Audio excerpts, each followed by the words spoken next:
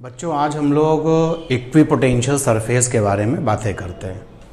Equipotential surface क्या होता है और ये कैसा दिखता है। तो सबसे पहले इक्विपोटेंशियल सरफेस है क्या।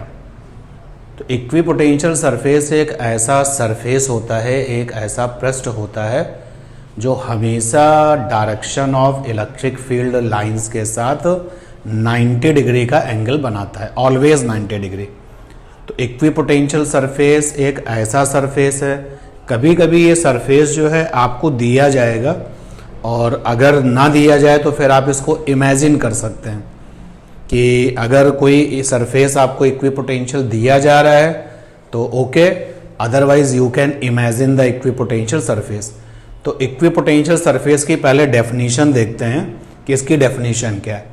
तो देखिए बोर्ड पर डेफिनेशन लिखी हुई है, इक्विपोटेंशियल सरफेस क्या होता है। तो लिखा हुआ है इट इज इमेजिनरी। अगर ये गिवन नहीं होगा बट आपको अगर इक्विपोटेंशियल सरफेस लेना है, दिखाना है, तो फिर आप इमेजिन करोगे इसको। तो इट इज इमेजिनरी और given surface which is always perpendicular. Perpendicular का मतलब हो गया 90 डिग्री का एंगल बनाना। तो विच इज ऑलवेज परपेंडिकुलर, कहां से perpendicular? With direction of electric field. तो डेफिनेशन आपकी हो गई कि equipotential surfaces are surfaces which always form 90 degree angle with direction of electric field. तो जो सरफेसेस इलेक्ट्रिक फील्ड की डायरेक्शन के साथ 90 डिग्री का एंगल बनाती हैं उन सरफेसेस को हम इक्विपोटेंशियल सरफेस कहते हैं। अब आगे देखिए आप कि हम कुछ डायरेक्शन ऑफ इलेक्ट्रिक फील्ड लेते हैं और उनका जो ईपीएस है, उनकी जो इक्विपोटेंशियल सरफेस है, उसको बनाते हैं। अगर हम पहले लें एग्जाम्पल पॉइंट चार्ज का, तो अगर हम पॉइंट चार्ज का एग्जाम्पल लें तो पॉइंट चार्ज की जो इलेक्ट्रिक फील्ड होती है वो रेडियल होती है और रेडियल के साथ साथ जो है वो इन ऑल पॉसिबल डायरेक्शन में भी होती है। तो पॉइंट चार्ज अगर हम प्लस वाला लें तो आपको ये पता है कि प्लस वाले पॉइंट चार्ज की जो इलेक्ट्रिक फील्ड होगी, अगर हम उस इलेक्ट्रिक फील्ड को दिखाएं, प्लस वाला ये पॉइंट चार्ज है, तो इसकी जो इलेक्ट्रिक फील्ड होगी वो आउटवर्ड इन डायरेक्शन होगी, आउटवर्ड इन डायरेक्शन। इलेक्ट्रिक फील्ड की लाइनें आइसोलेटेड पॉइंट चार्ज के लिए स्ट्रेट होंगी और रेडियल होंगी। तो ये हमने पॉइंट चार्ज की इलेक्ट्रिक फील्ड को दिखाया। नेगेटिव वाला पॉइंट चार्ज अगर ले लें तो नेगेटिव वाले पॉइंट चार्ज की अगर इलेक्ट्रिक फील्ड्स को ज्योमेट्रिकली यहां पर रिप्रेजेंट करें तो नेगेटिव वाले पॉइंट चार्ज की इलेक्ट्रिक फील्ड में सारे के सारे जो फीचर्स हैं वो पॉजिटिव वाले पॉइंट चार्ज के ही होंगे, लेकिन जो आउटवर्ड इन डायरेक्शन वाली बात है वो यहां पर इनवर्ड इन डायरेक्शन हो जाएगी। तो लीजिए अब हमारे पास में पॉइंट चार्ज की इलेक्ट्रिक फील्ड है और अगर डायरेक्शन ऑफ इलेक्ट्रिक फील्ड है तो अब हमको ईपीएस बनानी है। तो इस डायग्राम को आप देखिए, आपको डायरेक्शन ऑफ इलेक्ट्रिक फील्ड दिखाई दे रही है और इस डायरेक्शन ऑफ इलेक्ट्रिक फील्ड को लेकर के आपको ईपीएस बनाना है, इक्विपोटेंशियल सरफेस बनाना है। ईपीएस शॉर्ट में लिखेंगे ईपीएस, इक्विपोटेंशियल सरफेस। तो डेफिनेशन पे ध्यान दीजिए और फिर कोशिश करिए कि आपकी जो ईपीएस है वो हमेशा इलेक्ट्रिक फील्ड की डायरेक्शन के साथ में 90 डिग्री का एंगल बनाती है, 90 डिग्री एंगल। तो आप जब अपना यहां पर 100% देंगे तो फिर आप देखेंगे, देखिए मैं एक स्फीयर बना रहा हूं डॉटेड, ये मैंने एक स्फीयर बना लिया और अगर हमारा ये बनाया हुआ स्फीयर ये कंफर्म करे कि इलेक्ट्रिक फील्ड की डायरेक्शन इस स्फीयर की सरफेस के साथ 90 डिग्री का एंगल बना रही है, तो अपना जो ये स्फीयर है वो क्या बन जाएगा? ईपीएस बन जाएगा। चलिए देखते हैं। ये देखिए, ये वाली इलेक्ट्रिक फील्ड वाली डायरेक्शन 90 बना रही है, 90 बना रही है। यहां पर जितनी भी डायरेक्शन ऑफ इलेक्ट्रिक फील्ड है उसकी एक एक लाइन सरफेस के साथ में क्या बना रही है, 90। अगर आप अपना दिमाग दौड़ाएं, अगर आप अपना दिमाग लगाएं तो फाइनली आप इसी नतीजे पर पहुंचोगे कि जिस तरीके की पॉइंट वाले चार्ज की डायरेक्शन ऑफ इलेक्ट्रिक फील्ड होती है उसको देखते हुए केवल और केवल स्फेयर ही एक ऐसा ज्योमेट्री है, गोला ही एक ऐसा ज्योमेट्री है जो कि इन सारी की सारी इलेक्ट्रिक फील्ड लाइंस के साथ 90 डिग्री का एंगल बनाएगा। कोई और सरफेस अगर आपके माइंड में आ रही है तो जरूर हमें कमेंट्स करके बताइएगा। चलते हैं नेगेटिव वाले चार्ज की इलेक्ट्रिक फील्ड्स की बात करते हैं। तो अब नेगेटिव वाले चार्ज की जो इलेक्ट्रिक फील्ड्स है उसके लिए भी अगर आप देखें तो वही सिचुएशन होगी कि आपको एक ऐसी सरफेस लेनी है जो कि इलेक्ट्रिक फील्ड लाइंस के साथ में 90 डिग्री का एंगल बनाए। तो दिमाग के सारे घोड़े दौड़ाने के बाद आप इसी नतीजे पर पहुंचोगे कि पॉइंट चार्ज की जो इक्वी पोटेंशियल सरफेस है वो कैसी होती है, स्फेरिकल। ये जो मैंने बनाया है ये ईपीएस बनाया है और नेगेटिव चार्ज के लिए ये जो स्फेयर बनाया है ये ईपीएस बनाया है। और पॉइंट यहां पर बन गया कि फॉर पॉइंट चार्ज जो कि आइसोलेटेड हैं, अकेले हैं, ये आइसोलेटेड अकेले हैं। तो for point charge we have spherical यानी गोले के आकार की spherical EPS equipotential surface. और भी अगर आप चाहें तो और भी एक स्फेयर बनाएं तो बहुत सारी आप ईपीएस यहां पर बना सकते हैं। हमने वहां पर केवल एक ईपीएस बनाई है। तो पॉइंट चार्ज की जो ईपीएस है वो गोले के आकार की होती है, ये हमें पता चल गया। अब एक एग्जाम्पल और लेते हैं, क्योंकि अगर हमें ईपीएस बनानी है तो हमको डायरेक्शन ऑफ इलेक्ट्रिक फील्ड केवल पता होनी चाहिए। तो बेटा एक आपने इलेक्ट्रिक फील्ड पढ़ रखी है यूनिफॉर्म इलेक्ट्रिक फील्ड। तो चलिए अब देखते हैं कि जो यूनिफॉर्म इलेक्ट्रिक फील्ड है उसकी ईपीएस कैसी बनेगी। तो uniform electric field, uniform electric field. तो यूनिफॉर्म इलेक्ट्रिक फील्ड कैसी दिखती है? तो यूनिफॉर्म इलेक्ट्रिक फील्ड दिखती कैसी है? तो यूनिफॉर्म इलेक्ट्रिक फील्ड के लिए जब कभी भी हम ज्योमेट्रिकली रिप्रेजेंटेशन करते हैं तो इक्विडिस्टेंट पैरेलल वेक्टर्स ड्रॉ कर देते हैं। All the vectors are equidistant, same direction, also parallel. ये है यूनिफॉर्म इलेक्ट्रिक फील्ड की तस्वीर। और भी आप बना सकते हो, यूनिफॉर्म इलेक्ट्रिक फील्ड को रिप्रेजेंट कर सकते हो कि यूनिफॉर्म इलेक्ट्रिक फील्ड की जो डायरेक्शन है वो स्पेसिफिक होती है। यूनिफॉर्म इलेक्ट्रिक फील्ड की जो वैल्यू होती है वो पोजीशन पर डिपेंड नहीं करती। तो एक यूनिफॉर्म इलेक्ट्रिक फील्ड हमने ऐसी बनाई डाउनवर्ड। पिक्चराइज कैसे करते हैं यूनिफॉर्म इलेक्ट्रिक फील्ड को? तो हम बहुत सारे वेक्टर्स बनाते हैं पैरेलल में, डायरेक्शन में स्पेसिफिक और इक्विडिस्टेंट। तो ये दोनों पिक्चर, चाहे ये वाली पिक्चर हो और चाहे ये वाली पिक्चर हो, both are uniform electric field. अब ईपीएस जो होती है वो यूनिफॉर्म इलेक्ट्रिक फील्ड के साथ 90 डिग्री का एंगल बनाती है। तो अब अगर हम यहां पर इमेजिन करें तो कोई सरफेस इमेजिन करते हैं जो कि इस यूनिफॉर्म इलेक्ट्रिक फील्ड के साथ कैसी हो, परपेंडिकुलर।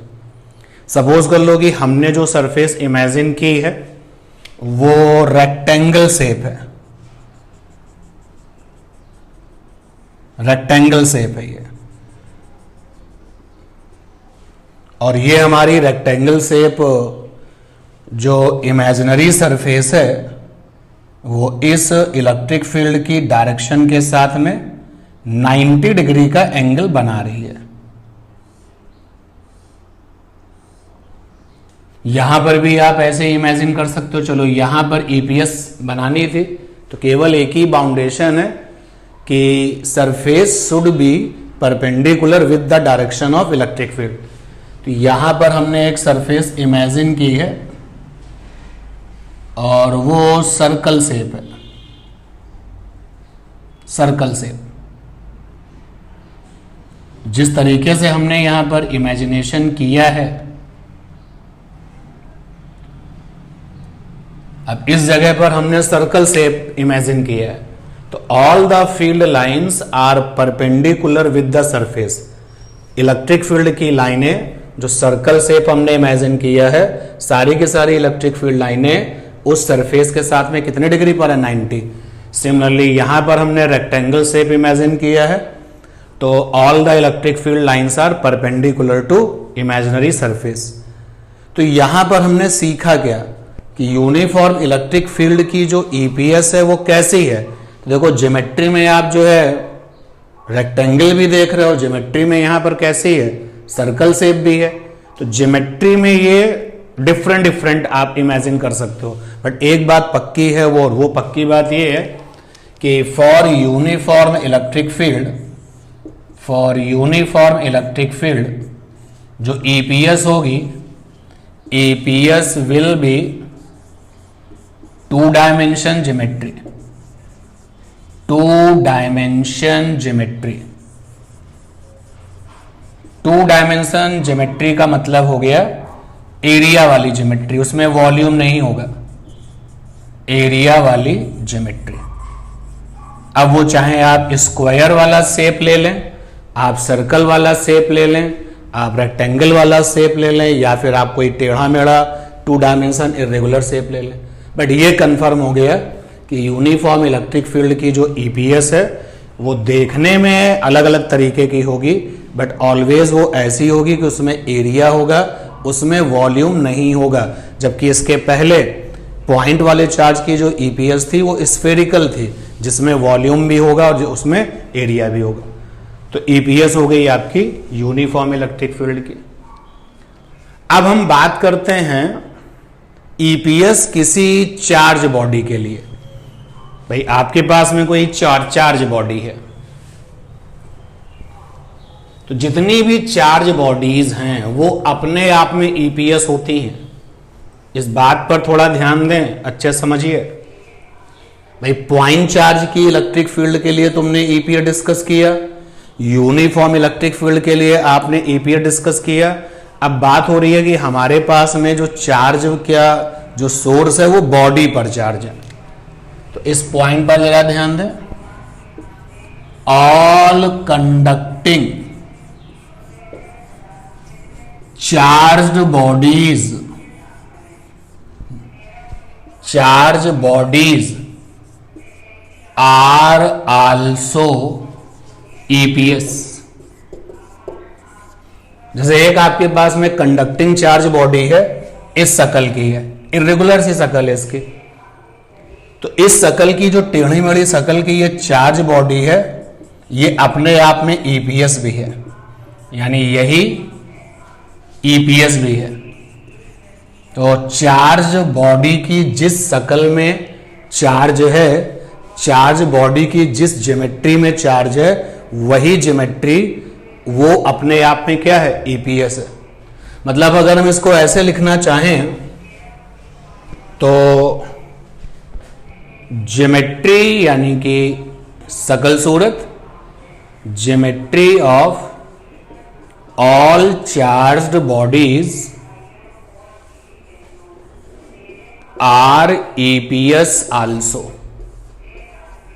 चाहे वो चार्ज बॉडी चाहे जैसी हो, अगर वो चार्ज बॉडी आपकी सिलेंडर की शक्ल की है तो ईपीएस भी कैसा होगा? सिलेंड्रिकल होगा।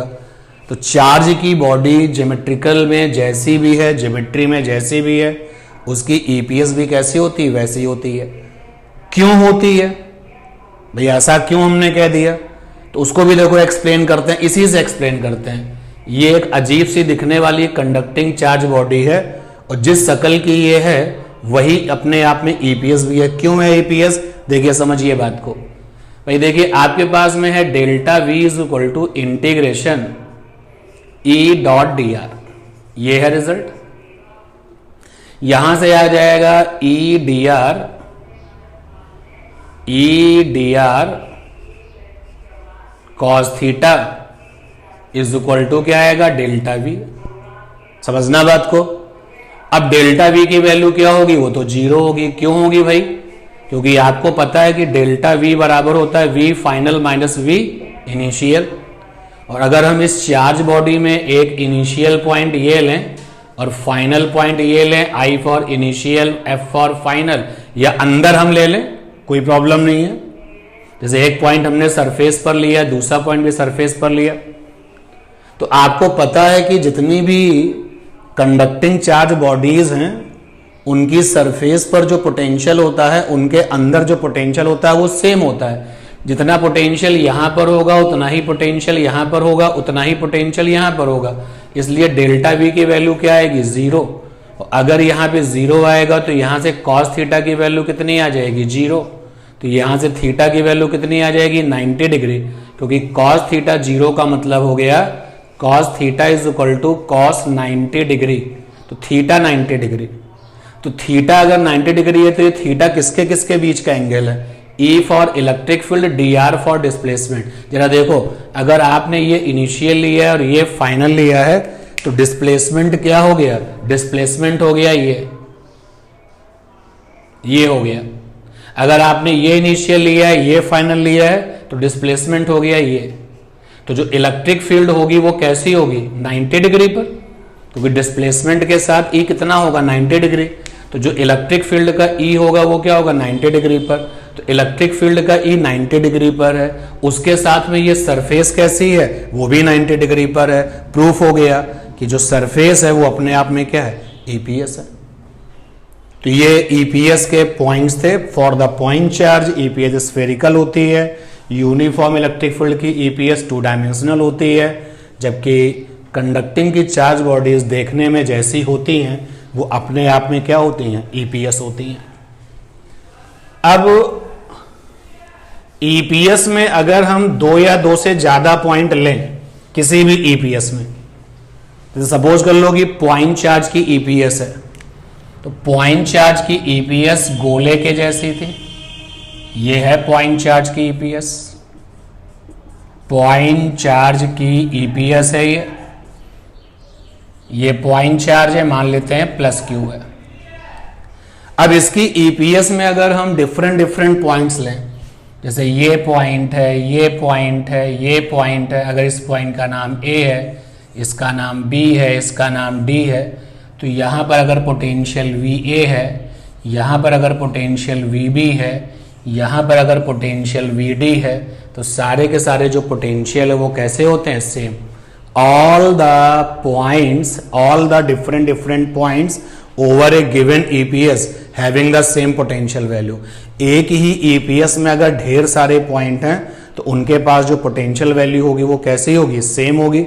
प्रूफ अगर करना चाहें तो आप प्रूफ कर सकते हैं। आपने प्रूफ भी किया था कि यहां पर इतना पोटेंशियल आ रहा था उतना ही यहां पर भी पोटेंशियल आ रहा था। सिमिलरली अगर आप यहां से अंदर चले जाएं तो भी पोटेंशियल कैसा होगा, सेम।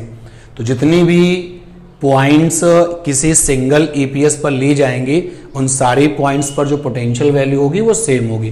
तो एक पॉइंट निकल के आया कि ऑल पॉइंट्स, सारे के सारे पॉइंट्स एट सिंगल ईपीएस, किसी अकेली ईपीएस पर, having same potential value, same potential value, same potential value. और एक पॉइंट अपने पास में कि जो इलेक्ट्रिक फील्ड लाइंस होती हैं वो हमेशा हाई पोटेंशियल से लो पोटेंशियल की तरफ भागती हैं। इसको समझाने के लिए एक बार फिर से पॉइंट चार्ज का एग्जांपल लेते हैं, सबके लिए वैलिड है। ये पॉइंट चार्ज का एग्जांपल लिया, ये प्लस का चार्ज है और ये इसके इलेक्ट्रिक फील्ड लाइंस है। और यहाँ पर हमने एक ईपीएस बना ली है। इस वाली ईपीएस को नाम दिया है नंबर 1 वाली ईपीएस। एक ईपीएस हमने और बना ली है और ये वाली ईपीएस है नंबर 2 ईपीएस। ठीक, अब नंबर 1 ईपीएस पर एक पॉइंट है m नाम का और नंबर 2 वाली ईपीएस पर एक पॉइंट है n नाम का। जो पॉइंट चार्ज है उसको ले लिया O और वैल्यू Q है। अब आप देखिए नंबर 1 वाली ईपीएस पर जो m पॉइंट है, तो m पॉइंट पर पोटेंशियल कैसे निकालोगे? तो आपको पता है कॉन्सेप्ट कि किसी भी पॉइंट वाले चार्ज से कुछ दूरी पर जो पोटेंशियल होता है, ये अगर Q चार्ज है तो r दूरी पर जो पोटेंशियल होगा उसका फार्मूला होता है 1/4 pi epsilon naught Q by R। ये फार्मूला होता है। तो अगर हम m वाले पॉइंट पर पोटेंशियल निकालेंगे तो Vm is equal to 1/4 pi epsilon naught Q by OM, O से M दूरी। और अगर n वाले पॉइंट पर पोटेंशियल निकालेंगे तो 1/4 pi epsilon naught Q by ON। अब आप जरा चेक करिए किस पर पोटेंशियल ज्यादा होगा। भाई जिसका R कम है वहां पोटेंशियल ज्यादा है, तो R किसका कम है? OM कम है, ON ज्यादा है, यानी ये पोटेंशियल ज्यादा है और ये पोटेंशियल कम है। तो M वाले पॉइंट पर पोटेंशियल ज्यादा है और N वाले पॉइंट पर पोटेंशियल कम है। और जरा इलेक्ट्रिक फील्ड की डायरेक्शन को देखो, तो इलेक्ट्रिक फील्ड की जो डायरेक्शन है, जो इलेक्ट्रिक फील्ड लाइंस है, वो कहां से कहां भाग रही हैं? हाई पोटेंशियल से लो पोटेंशियल। तो इस पॉइंट को समझने के लिए हमने ये एग्जाम्पल लिया है। आप कोई भी एग्जाम्पल लेकर के, चाहे नेगेटिव पॉइंट चार्ज की बात कर लें या अदर ईपीएस की बात कर लें, यही कॉन्सेप्ट आपको मिलेगा। तो क्या सीखने को मिला कि जो इलेक्ट्रिक फील्ड लाइंस होती हैं उनकी एक प्रॉपर्टी निकल के आई, electric field lines always propagate, always उनको चलना होता है, वो चलती हैं, प्रोपेगेट माने चलना, फ्रॉम HP, HP माने high potential, to low potential, LP माने लो पोटेंशियल। तो एक पॉइंट हम लोगों को ये भी मिल गया कि इलेक्ट्रिक फील्ड लाइंस हमेशा हाई पोटेंशियल से लो पोटेंशियल की तरफ चलती हैं। तो ये ईपीएस की जो कंसेप्चुअल बातें हैं वो हम लोगों ने यहाँ पर सीखी। फाइनली एक बार आप फटाफट सुन लीजिए कि हम लोगों ने क्या क्या सीखा इस लेक्चर में। ईपीएस एक ऐसी सरफेस होती है, दी जाए तो अच्छी बात है, नहीं तो इमेजिन कर लीजिए, जो कि electric field, direction of electric field lines के साथ हमेशा 90 डिग्री का एंगल बनाती है। और जब हमने इस पे डिस्कशन किया तो पॉइंट वाले चार्ज की ईपीएस गोले के जैसी थी, स्फेरिकल थी। यूनिफॉर्म वाले चार्ज की, यूनिफॉर्म वाली इलेक्ट्रिक फील्ड की जो ईपीएस थी वो 2 डायमेंशन थी, चपटी थी, एरिया वाली थी। और जितनी भी कंडक्टिंग बॉडीज होती हैं वो जिस शक्ल की होती हैं वो अपने आप में ईपीएस होती हैं। उसके बाद में फिर हम लोगों ने सीखा कि एक ही ईपीएस पे 2 या 200 पॉइंट हो, एक सिंगल ईपीएस में 2 या 2000 पॉइंट हो, तो सभी पर जो पोटेंशियल वैल्यू आएगी वो कैसे आएगी? सेम आएगी।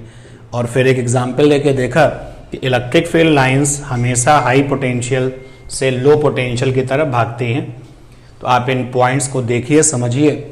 जो ईपीएस की बातचीत है, जो इक्विपोटेंशियल सरफेस की जो बातचीत है, वो जनरेटर का प्रिंसिपल समझने में हम लोगों को बहुत हेल्प करती है। जहां जो डाउट्स हो कमेंट्स करके पूछिए। Thanks to all.